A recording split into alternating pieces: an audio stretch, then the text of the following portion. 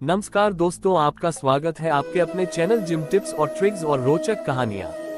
Last तक सुने, आपको जीवन की हर बात का उत्तर मिल जाएगा। महाभारत में गीता उपदेश। हिंदी साहित्य के दो प्रमुख महाकाव्य हैं, जिनमें पहला है रामायण और दूसरा है श्रीमद् भगवद गीता। ये पाठ्य पुस्तकों के पवित्र ग्रंथों में से भी एक है। आज हम आपसे अपने इस लेख में श्रीमद् भगवद गीता में संकलित उपदेशों की चर्चा करेंगे। महाभारत के अनुसार श्री कृष्ण ने सबसे बड़े धर्मयुद्ध महाभारत में अपने शिष्य अर्जुन को कुछ उपदेश दिए थे, जिससे अर्जुन के लिए वह युद्ध जीतना आसान हो गया था। गीता के उपदेश को जीवन का सार या जीवन के उपदेश, जीवन उपदेश हिंदी भी कहते हैं। वहीं अगर हिंदू धर्म के इस महान ग्रंथ गीता के उपदेशों को अपने जीवन में शामिल कर लिया जाए तो मूर्ख व्यक्ति का जीवन भी बेड़ा पार हो सकता है। इसके साथ ही इस महान ग्रंथ गीता में जीवन की वास्तविकता और मनुष्य धर्म से संबंधित उपदेश दिए गए हैं। कई बार ऐसा होता है कि हमें अपनी समस्या का समाधान नहीं मिल पाता या फिर विपत्ति के समय हमें बहुत परेशानी होती है। कई लोग तो टूटे हुए हैं, अपने आप खो दोस्त हैं या फिर अपने साथियों से अलग अलग भाग लेते हैं। ऐसे गीता में लिखे गए ये उपदेश हमारी सारी समस्याओं का चुटकियों में हल कर देते हैं और हमें जीवन जीने की कला सिखाते हैं, सफल जीवन की प्रेरणाएं देते हैं।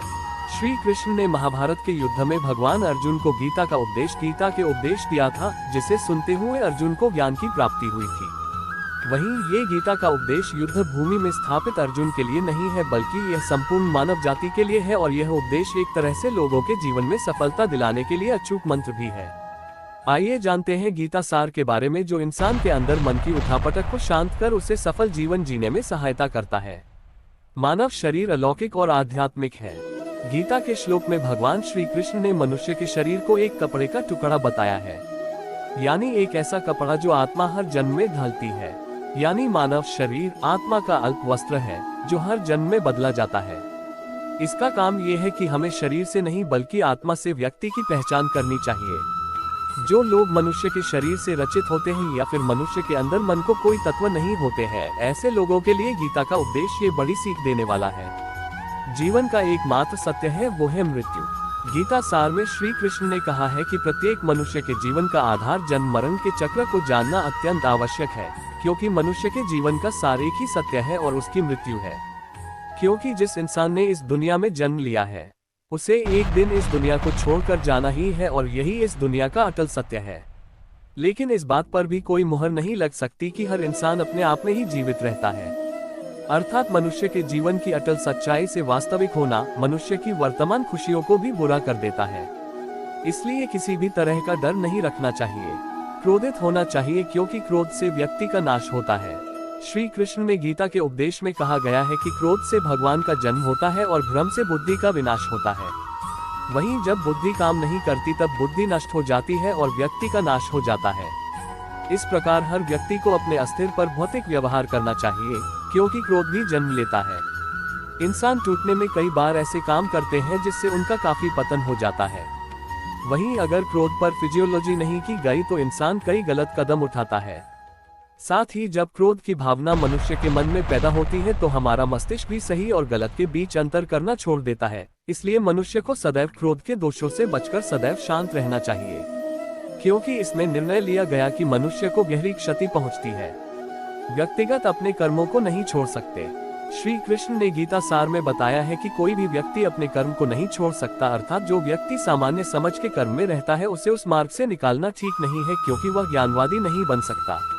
वहीं अगर उनका कर्म भी छूट गया तो वे दोनों तरफ से भटक जाएंगे और प्रकृति व्यक्ति को कर्म करने के लिए बाध्य किया जाता है।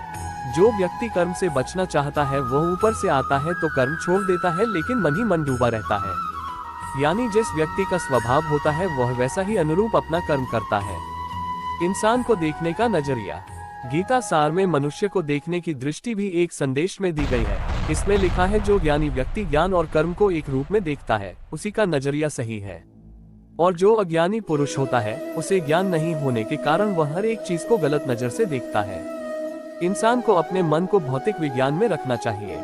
गीता सार में उन लोगों के लिए संदेश दिया गया है जो लोग अपने मन को भौतिकता में नहीं रखते हैं, क्योंकि उन लोगों का मन इधर भटकता रहता है और उनके लिए वह शत्रु के समान काम करता है। मन व्यक्ति के मस्तिष्क पर भी गहरा प्रभाव पड़ता है। जब व्यक्ति का मन सही होता है तो मस्तिष्क भी सही तरीके से काम करता है। खुद का दस्तावेज। गीता सार में ये भी उपदेश दिया गया है कि मनुष्य को सबसे पहले स्वयं का आकलन करना चाहिए और स्वयं की क्षमताओं का पता लगाना चाहिए, क्योंकि मनुष्य को अपने आत्मज्ञान की तलवारों से अपने हृदय से ज्ञान के संदेह को अलग करना चाहिए। जब तक मनुष्य स्वयं के बारे में नहीं जानता तब तक उसके तत्व नहीं हो सकते। इंसान को खुद पर विश्वास करना चाहिए। श्रीमद् भगवद गीता में श्री कृष्ण ने उपदेश दिया है कि हर मनुष्य को खुद पर पूरा भरोसा रखना चाहिए, क्योंकि जो व्यक्ति खुद पर भरोसा करता है वह निश्चित रूप से सफलता प्राप्त करता है। इसके विपरीत मनुष्य जैसा विश्वास करता है वैसा ही वह बन जाता है। अच्छे कर्म करे और फल की इच्छा ना करे।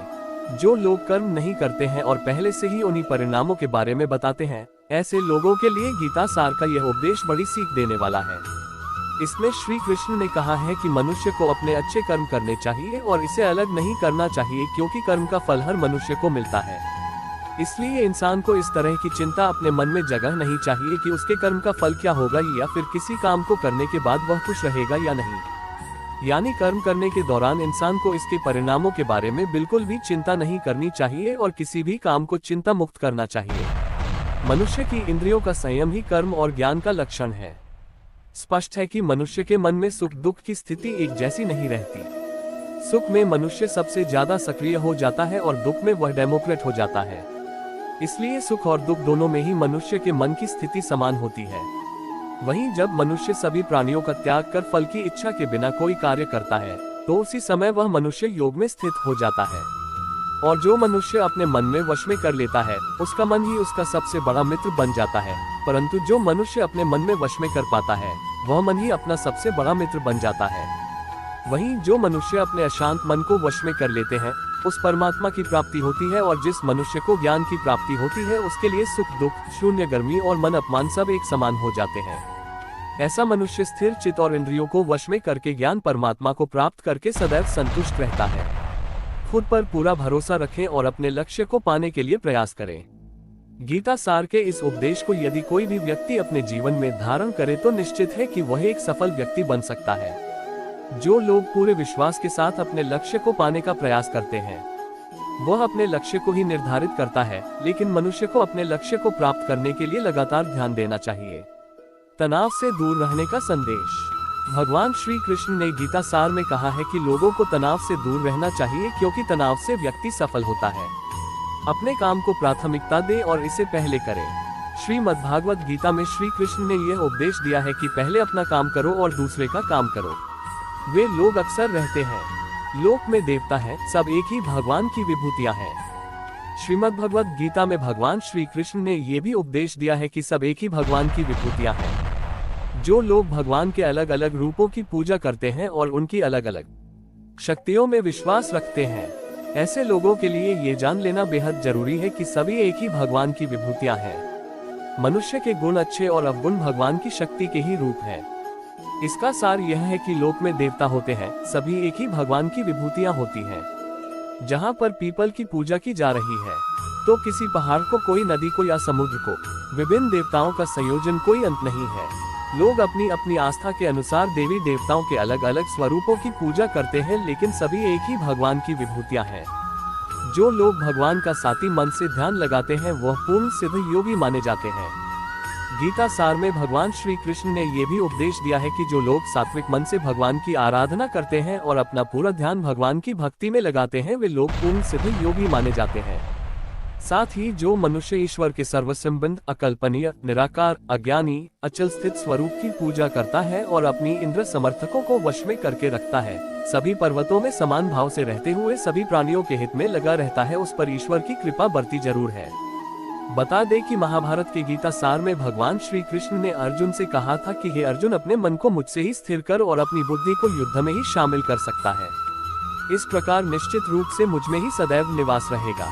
हालांकि यदि आप ऐसा नहीं कर सकते हैं तो भक्ति योग के अभ्यास से मुझे प्राप्त करने की इच्छा पैदा हो सकती है।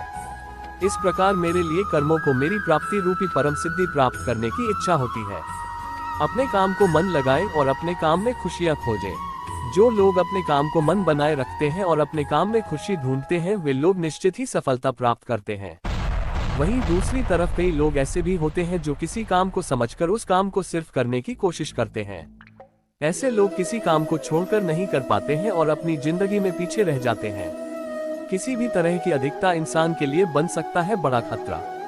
गीता सार में श्री कृष्ण ने कहा है कि मनुष्य के लिए किसी भी प्रकार की अधिकता वाली बात घातक सिद्ध हो सकती है। जिस तरह के किरदार में कड़वाहट हो या फिर मधुरता, खुशी हो या गम, हमें कभी भी अति नहीं करना चाहिए। जीवन में संतुलन बनाए रखना बहुत जरूरी है।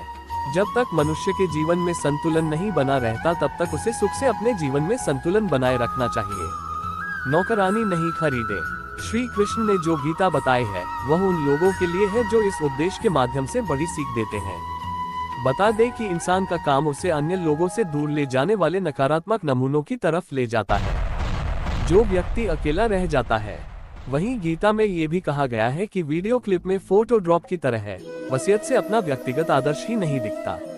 वहीं अगर आप चाहते हैं कि आप भी अपने जीवन की खुशियों को उजागर न करें तो यह जरूरी है कि आप अपने काम को कभी भी अपने पास न रखें, क्योंकि स्वार्थी इंसान की दोस्ती भी सिर्फ अपने काम के लिए होती है। ईश्वर सदैव मनुष्य का साथ देता है। तुमने ये बार बार सुना होगा कि जिसका कोई नहीं होता उसका भगवान होता है। गीता सार में ये भी कहा गया है कि ईश्वर सदैव इसका साथ देता है। वहीं जब व्यक्ति इस प्रभावशाली सत्य को मान लेता है तो उसका जीवन पूरी तरह से बदल जाता है। सृष्टि निर्माता ईश्वर ही है जो संपूर्ण जगत को प्रकट कर रहा है, जबकि इंसान तो बस ईश्वर के हाथ की एक कठपुतली है। इसलिए इंसान को कभी भी अपने भविष्य या फिर अतीत की चिंता नहीं करनी चाहिए, क्योंकि हर विकट स्थिति में ईश्वर मनुष्य का साथ देता है और उसे बाहर निकालना कठिन होता है। इसलिए हम सभी को ईश्वर पर विश्वास रखना चाहिए। संदेह की आदत इंसान के दुख का कारण बनता है। जिन लोगों में शक या संदेह की आदत होती है या फिर जिन्हें जरूरत होती है वे सबसे ज्यादा शक करते हैं। ऐसे लोगों के लिए श्री कृष्ण ने गीता में कहा है कि पूर्ण सत्य की खोज या फिर संदेह की आदत इंसान के दुख का कारण बनती है, क्योंकि शक करना एक ऐसी आदत है जो मजबूत से मजबूत बाजार को भी खोखला कर देती है। वहीं जिज्ञासा होना भी लाजमी है, लेकिन पूरी तरह से सत्य की खोज या फिर संदेह करना ही इंसान के दुख का कारण बनता है और शक करने वाले इंसान को बाद में पश्चाताप करते हैं। भगवान श्री कृष्ण के आधार श्रीमद् भगवद गीता में जो भी उपदेश दिए गए हैं, यदि इन उपदेशों को लोग अपने जीवन में उतार ले तो वे निश्चित ही अपने जीवन में सफल हो सकते हैं। गीता सार के ये उपदेश एक सफल जीवन के निर्माण में अपनी अहम भूमिका निभाते हैं। भागवत गीता सार हिंदी वीडियो में देखें। श्रीमद् भगवद गीता सार। व्यर्थ की चिंता क्यों करते हो? किसे व्यर्थ डरते हो? कौन तुम्हें मार सकता है? आत्मा न दर्द होती है न मरती है। जो हुआ वह अच्छा हुआ, जो हो रहा है वह अच्छा हो रहा है, जो होगा वह भी अच्छा ही होगा। तुम भूत का पश्चाताप न करो, भविष्य की चिंता न करो। वर्तमान चल रहा है, तुम्हारा क्या गया जो तुम रोते हो? तुम क्या लाए थे जो तुमने खो दिया? तुमने क्या भुगतान किया था जो नाश हो गया? ना तुम कुछ लेकर आए, जो लिया यहीं से लिया, जो दिया यहीं पर दिया, जो लिया भगवान से लिया, जो दिया इसी को दिया।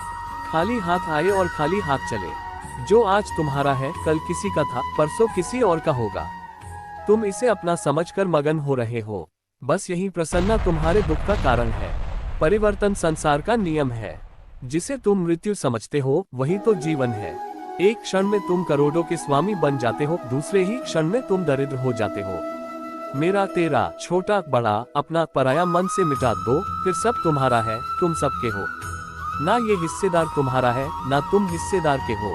यह अग्नि, जल, वायु, पृथ्वी, आकाश से बना है और ऐसाई में मिल जाएगा, परंतु आत्मा स्थिर है। फिर तुम क्या हो? तुम अपने भगवान को अर्पित करो। यही सबसे उत्तम सहारा है।